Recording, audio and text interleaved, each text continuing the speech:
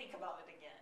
You pass by a saber-toothed tiger, who's like sitting there like, look at his claws and sizing you up. You're going to remember that that tiger is there, and you're going to look for it every single time that you walk by.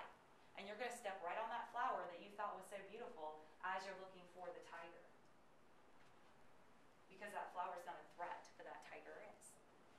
So, the 100 times that my husband says, you are so smart, so wonderful, so loving, so amazing, I just love you, you're a goddess, go right out the window the very first time that he questions something that I do. And all that says is, how secure am I about myself that I think that my own husband walking up and asking me a question is a threat to me? So we hold on to those negative instances, and we remember them so that when we pass by again, we can know to watch out for them. The problem is that we're holding on to things that aren't there.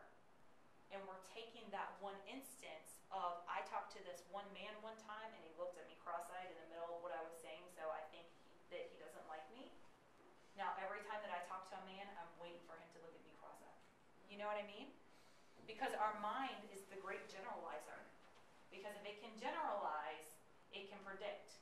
And if it can predict, it can keep you safe. But the thing is that it's only holding on to those negative parts. And we don't live in the land of the saber-toothed tigers anymore. We're not cavemen anymore. We're not, some of us might have that mentality from time to time. All of us have that mentality from time to time. But we don't live in this dangerous society. We have cars and couches and air conditioning, and we can pause live TV and we can rewind it. You know what I'm saying? We are not living in a dangerous society. I don't care what the 5 o'clock channel says.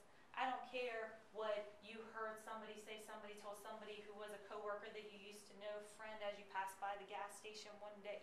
This crazy stuff. We take that and then we say, oh my gosh, we better watch out for priests because this one priest did this one unkind thing to somebody, so all priests we're going to question. Because if we can figure them out before they get a chance to get to us, we can stay safe.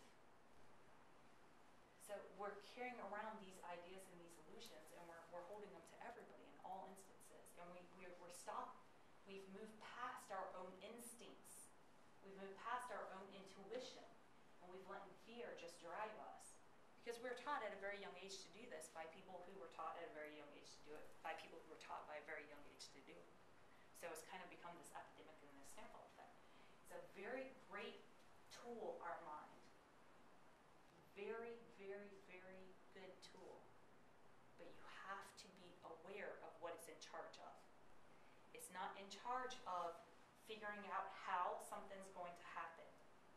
It's only in charge of keeping you safe.